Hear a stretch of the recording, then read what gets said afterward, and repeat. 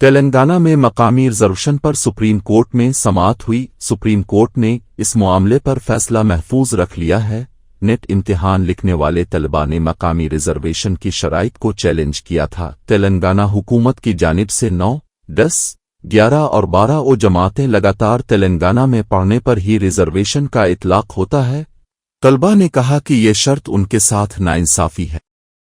Chief justice BR गवाई की सरबराही में बेंच ने इस मामले की समाअत की। दरख्वास्त गुजार तलबा ने अदालत से रिजर्वेशन के उसूलों में नरमी की अपील की। हुकूमत तेलंगाना ने अदालत में अपने मौक़िफ़ का दिफा किया। फ़रीक़ैन की मुकम्मल बहस के बाद अदालत ने फैसला महफूज रखा। अब इस अहम मामले पर सुप्रीम कोर्ट का फैसला जल्द सुनाया जाएगा। कांग्रेस कायदीन BC तबक़ात को धोखा देकर धरने कर रहे हैं। ये इल्ज़ाम KTR ने आयद किया।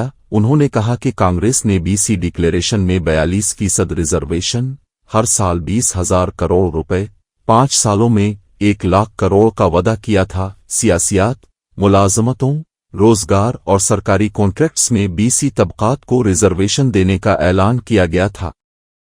KTR ने कहा कि रिजर्वेशन के अलावा बाकी तमाम वादे कांग्रेस हुकूमत के हाथ में हैं, लेकिन कांग्रेस उन वादों पर अमल न करके BC तबक़ात को धोखा दे रही है। अब तक 2 बजट पेश किए जा चुके हैं, मगर 10,000 करोड़ रुपए भी खर्च नहीं किए गए। KTR ने कहा कि जो काम कांग्रेस हुकूमत के दायरा इख्तियार में है, पहले उन्हें पूरा करे, तब जाकर BC तबक़ात कांग्रेस की बातों पर यकीन करेंगे। उन्होंने कांग्रेस पर इल्ज़ाम लगाया कि ये एहतजाज सिर्फ सियासी ड्रामा है। KTR ने कहा कि BC तबक़ात को असल इंसाफ तभी मिलेगा जब वादों को अमली जामा पहनाया जाएगा।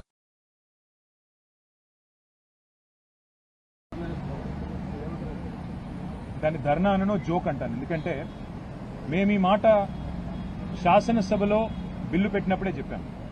You are cutting a very cruel joke on the backward classes of this state. అంటే బీసీలను మోసం చేస్తూ మీరు దగా చేస్తున్నారు, వంచిస్తున్నారని చెప్పాం. ఇవాళ నేను ఒకటి అడుగుతా ఉన్నా, మీరు సమాధానం ముఖ్యమంత్రి గారిని అడగాలని చెప్పి కూడా నేను కోరుతా ఉన్నా. 42% రిజర్వేషన్లు అని ఢిల్లీకి వచ్చి డ్రామా చేస్తా ఉన్నారు. నేను కాంగ్రెస్ పార్టీని అడుగుతా ఉన్నా, మీరు BC డిక్లరేషన్లో ఒక ఈ రిజర్వేషన్ల మాటను ఇయ్యలేదు. మీరు ఏమేం మాటలు చెప్పినారు? సంవత్సరానికి 20,000 కోట్ల బడ్జెట్ ఇస్తామన్నారు. 5 ఏళ్లలో 1,00,000 కోట్ల బడ్జెట్ బీసీలకు ఇస్తామన్నారు. BC సబ్ ప్లాన్ పెడతామన్నారు. 42% రిజర్వేషన్ రాజకీయాల్లోనే కాదు, ఉద్యోగాల్లో, ఉపాధిలో, ప్రభుత్వ కాంట్రాక్టుల్లో కూడా ఇస్తామన్నారు. నేను ముఖ్యమంత్రి గారిని అడుగుతున్నా, ప్రభుత్వాన్ని అడుగుతున్నా, కాంగ్రెస్ పార్టీని అడుగుతున్నా, మీ చేతుల్లో ఉన్నాయేమో చేస్తలేరు. మీ చేతుల్లో BC సబ్ ప్లాన్ ఉన్నది, చేయండి. మీ చేతుల్లో బీసీలకు 1,00,000 కోట్ల బడ్జెట్ ఇచ్చే అవకాశం ఉంది, చేయండి. 2 బడ్జెట్లు పెట్టారు. ఒక్కొక్క బడ్జెట్లో 20,000 కోట్లు అన్నారు. 2 బడ్జెట్లు కలిపి కూడా 20,000 కోట్లు పెట్టలేదు. అందులో ఖర్చు అయితే 10,000 కోట్లు కూడా దాటం లేదు. అందుకే మరి ముఖ్యమంత్రి గారిని, ప్రభుత్వాన్ని కోరేది, మీ చేతుల్లో ఉన్న పనులు ముందు చేయండి. అట్లయితేనే బీసీలు నమ్ముతారు. 42% రిజర్వేషన్ ఏ ఒక్క ప్రభుత్వ కాంట్రాక్ట్లనని ఇప్పటివరకు ఈ 2 ఏళ్లలో ఇచ్చినారా? ఇవ్వలేదు. MBC మంత్రిత్వ శాఖ పెడతామన్నారు, ఎందుకు పెట్టలేదు? BC సబ్ ప్లాన్ ఎందుకు పెట్టలేదు? ఏ కారణం చేత 42% రిజర్వేషన్ విద్యలో, ఉద్యోగాల్లో మీరు ఇస్తలేరు? కేవలం రాజకీయాలే కాదు కదా. రాజకీయాల్లో 42% వాటా వస్తే మరి డెఫినెట్ గా రాజకీయ నాయకులకు లాభం అవుతుంది. కానీ BC జాతికి లాభం కావాలంటే, బీసీల్లో ఉండే నిజంగా పేదవారికి లాభం కావాలంటే 42% కాంట్రాక్ట్లు ఇవ్వండి, 42% విద్యలో అవకాశాలు ఇవ్వండి, 42% ఉపాధిలో అవకాశాలు ఇవ్వండి. అట్లాగే 20,000 కోట్ల బడ్జెట్ మీరు చెప్పినట్టు పెట్టండి, BC సబ్ ప్లాన్ పెట్టండి. అప్పుడు నమ్ముతారు మిమ్మల్ని. తప్ప ఇక్కడ ఢిల్లీకి వచ్చి డ్రామా చేసి 4 ఓట్ల కోసం 4 డైలాగులు కొట్టి ఆఖరికి ఇక్కడ ఇంకెవరో అడ్డం పడుతున్నారని ఊహాజనితమైన శత్రువులను చూపెట్టి తప్పించుకుంటే కుదరదు. ముమ్మాటికి మీ దొంగతనాన్ని, మీ దొంగ నాటకాన్ని మొత్తం రాష్ట్ర ప్రజలు అర్థం చేసుకున్నారు. కాబట్టి BRS के MLA हरीश राव ने कालेश्वरम कमीशन रिपोर्ट को बेबुनियाद और बकवास करार दिया। उन्होंने हुकूमत से मुतालबा किया कि असेंबली में 655 सफ़हात पर मुश्तमिल मुकम्मल रिपोर्ट जारी की जाए। हरीश राव ने कहा कि ऐसे कमीशन इंदिरा गांधी और चंद्राबाबू नायडू के खिलाफ भी कायम किए गए थे, लेकिन इन कमीशनों की रिपोर्टें कभी भी कानूनी तौर पर साबित नहीं हो सकीं। उन्होंने हुकूमत पर इल्ज़ाम लगाया कि ये रिपोर्ट सियासी इंतकाम के तहत तैयार की गई है। हरीश राव ने कहा कि अवाम को सच्चाई से वाकिफ कराना जरूरी है। उन्होंने कहा कि कालेश्वरम प्रोजेक्ट पर सियासत बंद होनी चाहिए। ऐसी रिपोर्टें सिर्फ अवाम को गुमराह करने की साजिश हैं। असेंबली में मुकम्मल रिपोर्ट न रखने पर हुकूमत की नीयत पर सवाल उठाया। हरीश राव ने कहा कि बीआरएस सच्चाई के लिए कानूनी जंग लड़ने को तैयार है। సో ఈరోజు విషయం చూస్తూ ఉంటే, ఈ రిపోర్ట్ను చూస్తూ ఉంటే మరి అదైతే పూర్తిగా ట్రాష్ లాగా ఉంది, బేస్లెస్ లాగా ఉంది. చరిత్రలో ఇట్లాంటి కమిషన్లు, రాజకీయ వేధింపుల కోసం చాలా కమిషన్లు రిపోర్ట్లు ఇచ్చినాయి. అవేవి న్యాయస్థానాల్లో నిలబడలేదు. ఇందిరాగాంధీ గారి మీద కూడా అప్పటి జనతా ప్రభుత్వం షా కమిషన్ వేసింది. చంద్రబాబు నాయుడు గారి మీద కూడా కమిషన్లు వేశారు. అనేక కమిషన్లు దేశంలో వచ్చినాయి. ఏ కమిషన్లు కూడా న్యాయస్థానాల ముందు నిలబడలేదు. ఎందుకంటే రాజకీయ దురుద్దేశపూరితంగా ఇచ్చినటువంటి రిపోర్ట్లు న్యాయస్థానంలో నిలబడవు, ప్రజాక్షేత్రంలో నిలబడవు. ఎప్పటికైనా ధర్మమే గెలుస్తుంది, సత్యమే నిలబడుతుంది. అంతే తప్ప ఈ రాజకీయ దురుద్దేశంతో ఇచ్చేటువంటి రిపోర్ట్లు ఎప్పుడు కూడా నిలబడవు. అయితే నిన్న ప్రభుత్వం ఏమో ఒక 60 పేజీలతో రిపోర్ట్ రిలీజ్ చేసిండ్రు. ఆ రిపోర్ట్ చూస్తుంటే అవాస్తవాలు, అబద్ధాలు, రాజకీయ దురుద్దేశాలతో కూడినటువంటి ఒక 60 పేజీల రిపోర్ట్ను బయటపెట్టినారు. ఇప్పుడు ఇంతకది పూర్తి రిపోర్టా, కమిషన్లో ఉన్న విషయాలే చెప్పారా, ప్రభుత్వం ఏమన్నా వండి వార్చిందా? ఇప్పుడు పూర్తి రిపోర్ట్ బయటకు వస్తే డెఫినెట్గా బీఆర్ఎస్ పార్టీ ఇంకా గట్టిగా స్పందిస్తాం. అసెంబ్లీలో పెడతామంటున్నారు. అసెంబ్లీలో 650 పేజీల రిపోర్టు పెట్టండి, చీల్చి చెండాడతాం. నిజాలు ప్రజల ముందు పెడతాం.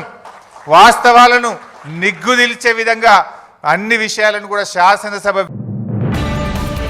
महेश्वरम हल्का असेंबली में राशन कार्ड्स की तकसीम के प्रोग्राम के दौरान प्रोटोकॉल तनाज़ा पैदा हो गया। बालापुर में मुनक़िदा इस तकरीब में वजीर श्रीधर बाबू ने शिरकत की। तकरीब के स्टेज पर शिकस्त खुर्दा कांग्रेस एमएलए लक्ष्मा रेड्डी भी बैठे थे। बीआरएस एमएलए सप्ता इंदिरा रेड्डी के हामियों ने प्रोटोकॉल की खिलाफ वर्जी पर एतराज़ किया।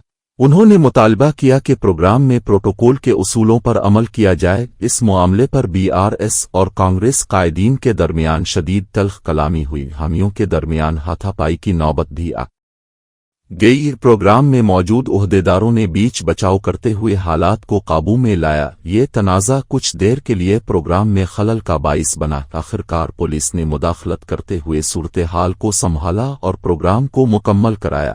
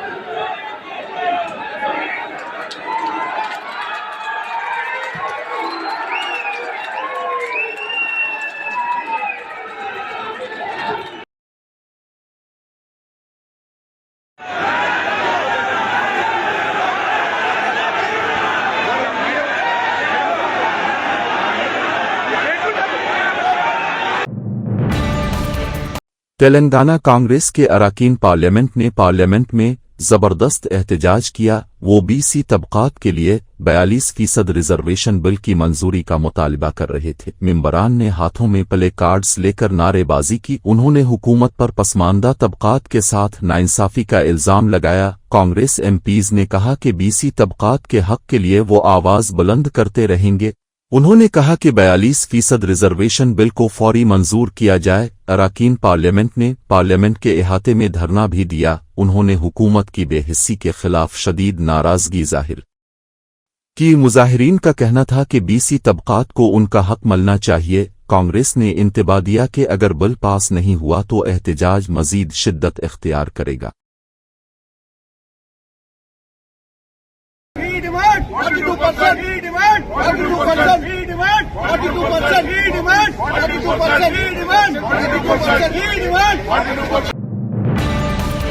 रोड नंबर 1 बंजारा हिल्स पर वाटर टैंकर नाला चैम्बर के ऊपर चढ़ गया। हादसा के 22 मकामी लोगों में खौफ व हरास फैल गया। टैंकर के वजन से चैम्बर की छत टूट गई, जिससे सड़क पर गड़ा बन गया। इलाका मकीनों ने फौरी तौर पर GHMC हुक्काम को इत्तला दी। लोगों का कहना है कि नाकिस तामीर के सबब चैम्बर कमजोर हो चुका था।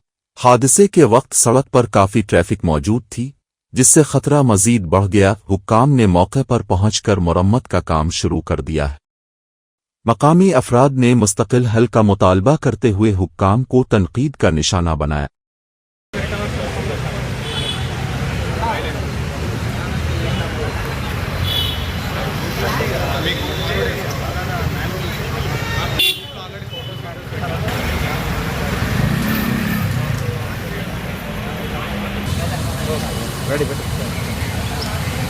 అదే మళ్ళా ఒకసారి పోతాను చెప్తున్నా ఆయన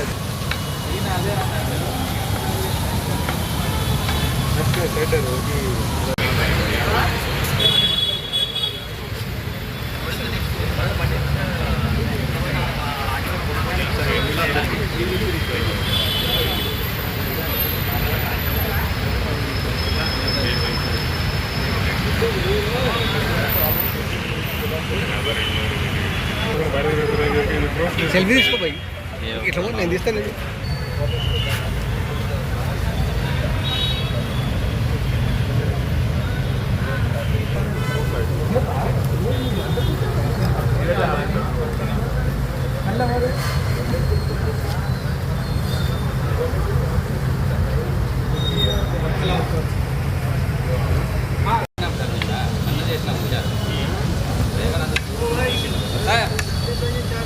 साहब पुलिस वाले दिए साहब हमारा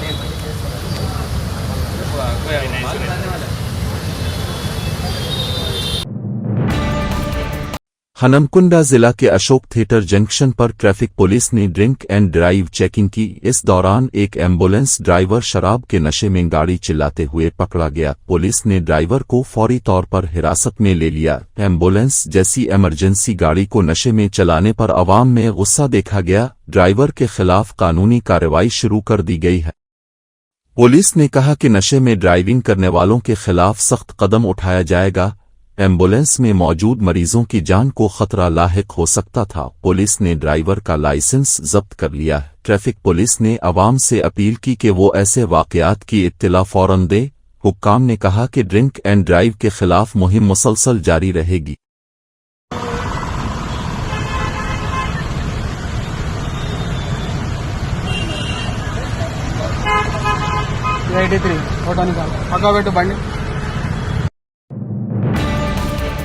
तिरुपति के ईस्ट बालाजी नगर में पीर की रात खौफ व हरास का माहौल पैदा हो गया। बाला गुगामुआ मंदिर के करीब एक तेंदुआ घूमता हुआ देखा गया। मकामी लोगों ने तेंदुए को देखकर फौरी तौर पर फॉरेस्ट हुक्काम को इत्तला दी। तेंदुए की मौजूदगी से इलाके में सनसनी फैल गई। लोग घरों में महसूर होकर अपनी जान की हिफाजत करने लगे। फॉरेस्ट डिपार्टमेंट की टीम मौके पर पहुंची और तेंदुए की तलाश शुरू की। हुक्काम ने लोगों से अपील की कि वो बिलावजा घरों से बाहर ना निकलें। मकामी अफराद ने शिकायत की कि जंगली जानवरों की आमद मामूल बनती जा रही है। हुक्काम ने तेंदुए को पकड़ने के लिए पिंजरे लगा दिए हैं। अभी तक तेंदुआ पकड़ा नहीं जा सका और इलाके में चौकसी बढ़ा दी गई है।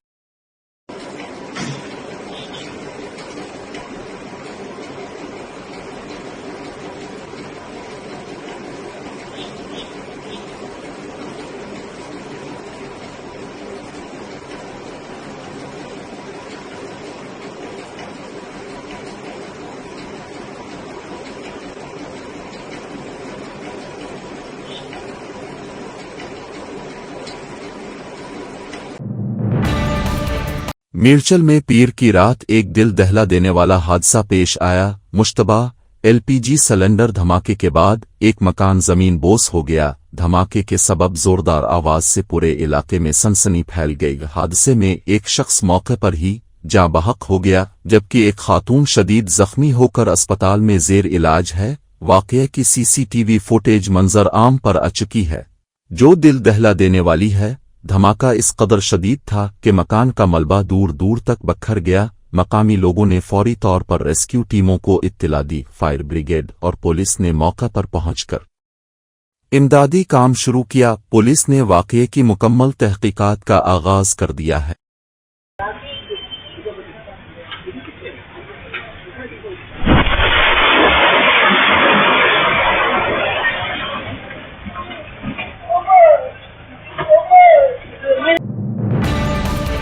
उपल में ज़ोमातो डिलीवरी बॉयज का एहतजाज जारी है।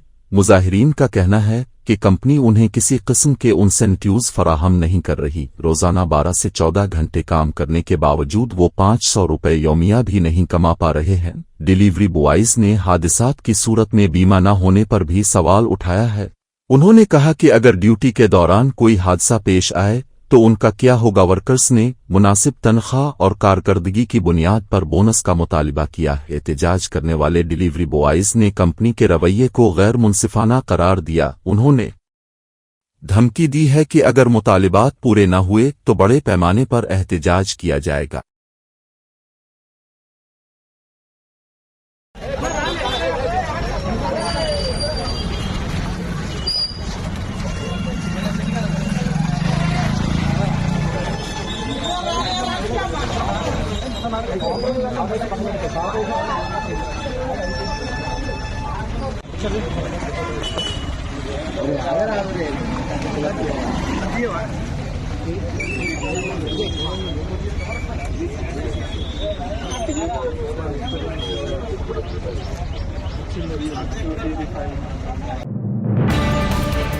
सियासतदानों के लिए गालियां देना अब फैशन बनता जा रहा है।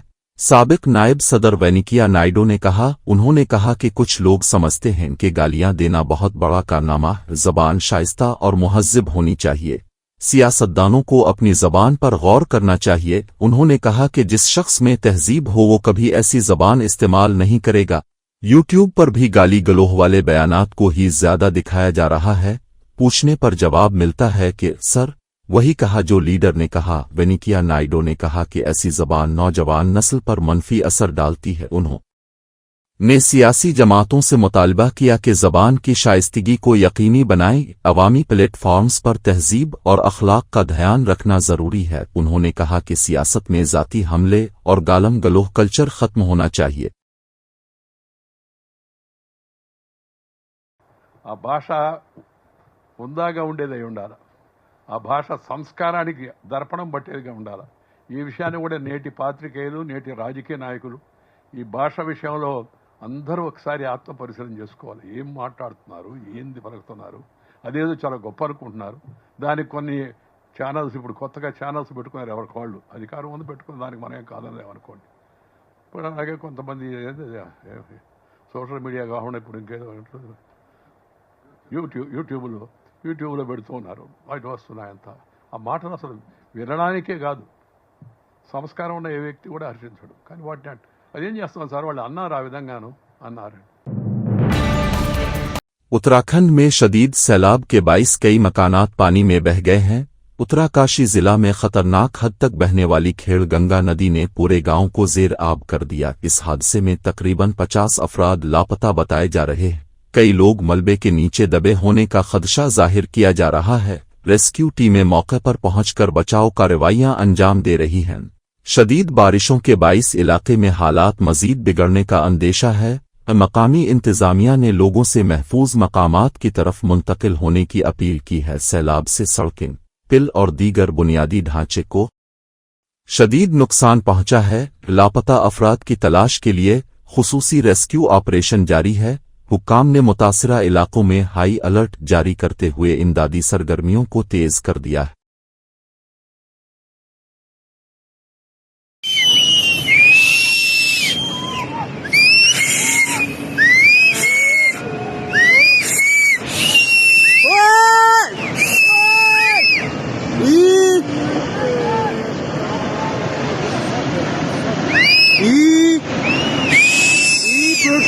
लो।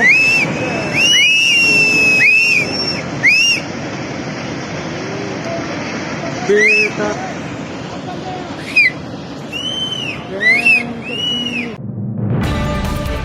ऐवान में सीआईएसएफ को तैनात किया गया था, इसलिए मैं जानना चाहता हूं कि ऐवान अब चला रहे हैं या अमित शाह चला रहे हैं। ये सवाल कांग्रेस के सदर और राज्यसभा में अपोजिशन लीडर मल्लिकार्जुन खड़गे ने उठाया। उन्होंने हुकूमत पर पार्लियामेंट की कार्रवाई को कंट्रोल करने का इल्जाम लगाया। खड़गे ने कहा कि पार्लियामेंट जमहूरियत का मंदिर है, इसे जबरदस्ती बंद नहीं किया जा सकता। उन्होंने कहा कि अपोजिशन के सवालात से बचने के लिए हुकूमत सख्त इक़दामात कर रही है। सीआईएसएफ की तैनाती से हुकूमत की नीयत पर सवाल खड़े होते हैं। उन्होंने कहा कि पार्लियामेंट में अपोजिशन की आवाज दबाने की कोशिश की जा रही है। खड़गे ने कहा कि जमहूरियत में बहस व मुबाहिसा हक है, इसे रोका नहीं जा सकता। उन्होंने हुकूमत से वजाहत तलब की कि पार्लियामेंट में नीम फौजी दस्ते क्यों तैनात किए गए। खड़गे ने कहा कि अगर हुकूमत के पास जवाब नहीं है तो ये आमिराना रवैया अपनाना बंद करे। हुए थे वो तो बोल रहे थे तो सेम लॉ उनको भी अप्लीकेबल होता है। जी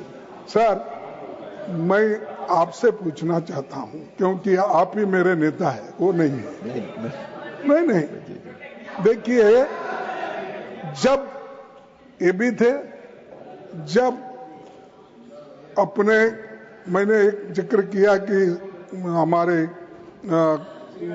नहीं सीआईएस तो था, लेकिन पहले के जो अपोजिशन लीडर थे उन्होंने कहा था कि disruption is also part of democracy.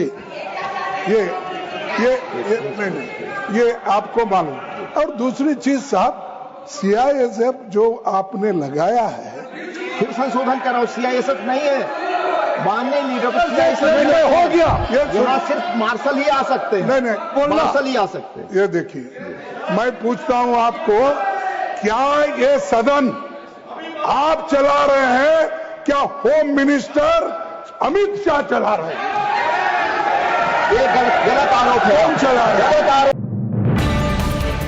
कौन सच्चा भारतीय है और कौन नहीं, इसका फैसला अदलिया या किसी जज का काम नहीं है। मैं ये बात अदलिया का मुकम्मल एहतराम करते हुए कह रही हूँ। राहुल गांधी ने हमेशा फौज और हमारे जवानों का एहतराम किया है। वो हमेशा फौज के तई अकीदत और फख्र का जज्बा रखते हैं। अपोजिशन लीडर के तौर पर हुकूमत से सवाल करना उनकी जिम्मेदारी है, लेकिन जब हुकूमत जवाब देने से बचती है तो इस तरह के हथकंडे अपनाती है। क्या हुकूमत इतनी कमजोर है कि पार्लियामेंट की कार्रवाई भी नहीं चला सकती? आखिर हुकूमत सर पर बहस कराने से क्यों भाग रही है? जब पूरा अपोजिशन पार्लियामेंट में बहस का मुतालबा कर रहा है तो हुकूमत खामोश क्यों है? ये बात कांग्रेस की जनरल सेक्रेटरी और रुकन पार्लियामेंट मोहतरमा प्रियंका गांधी ने कही। कौन सच्चा भारतीय है, कौन सच्चा भारतीय नहीं है, ये तो मुझे लगता है कि मतलब न्यायपालिका के प्रति पूरे आदर के साथ कह रही हूँ कि ये तो उनके दायरे में नहीं होता डिसीजन। ये कोई जस्टिस तो नहीं तय करेंगे। दूसरा, राहुल जी ने हमेशा आर्मी का, सेना का आदर किया है। उनके दिल में उन सेना के प्रति, सैनिकों के प्रति, उनके अफसरों के प्रति पूरी तरह से आदर है। और हर भाषण में जब भी बोलते हैं, जब भी उनका हम कुछ भी भाषण या कोई भी टिप्पणी सुनते हैं, उसमें वो आदर बहुत स्पष्ट दिखता है। जो लीडर ऑफ ऑपोजिशन होते हैं, जो नेता प्रतिपक्ष हैं, उनका जो कर्तव्य है वो ये है कि सरकार से सवाल पूछना। ठीक है, ये उनका कर्तव्य है, तो वो अपना कर्तव्य निभाते हैं। जब सरकार से सवाल पूछते हैं, उनको पसंद नहीं है, वो जवाब नहीं देना चाहते, इसलिए ये सब चीजें वो कराते हैं। सही, बहुत स्पष्ट बात है। अभी सदन नहीं चल रहा है, कितने दिनों से नहीं चल रहा है, और मैं सोच रही थी कि कितना मुश्किल है। सबसे बात करें, कह दें, हम चर्चा कर लेंगे। कितना मुश्किल है सदन को चलाना। क्या इतने दुर्बल हो गए कि इनसे सदन ही नहीं चल रहा है अब, कि रोज हमको ये करना पड़ रहा है क्योंकि एक बात पे चर्चा नहीं करना चाहते? क्यों नहीं कर सकते चर्चा? ऐसा यार पूरे देश भर में करा रहे हैं, पूरे देश भर का मुद्दा है, बात करिए। आपने सिंदूर पे चर्चा की तो इस पे भी चर्चा करिए, देश को सुनने दीजिए। हमारा पक्ष भी है, उनका पक्ष भी है, तो इसमें घबराहट क्या है? जम्मू और कश्मीर के साबिक गवर्नर सतिया पाल मलिक इंतकाल कर गए हैं। उनके ज़ाती स्टाफ ने मंगल के रोज़ उनके इंतकाल की तस्दीक की। वो तवील अरसे से बीमारी में मुब्तला थे और अस्पताल में जेर इलाज थे। सतियापाल मुल्क की उम्र 79 साल थी। उनके इंतकाल से सियासी और समाजी हलकों में अफसोस की लहर दौड़ गई है। मलिक ने अपने करियर में कई अहम ओहदों पर खिदमात अंजाम दी थीं। वो जम्मू व कश्मीर के अलावा गवा और मेघालय के भी गवर्नर रह चुके हैं।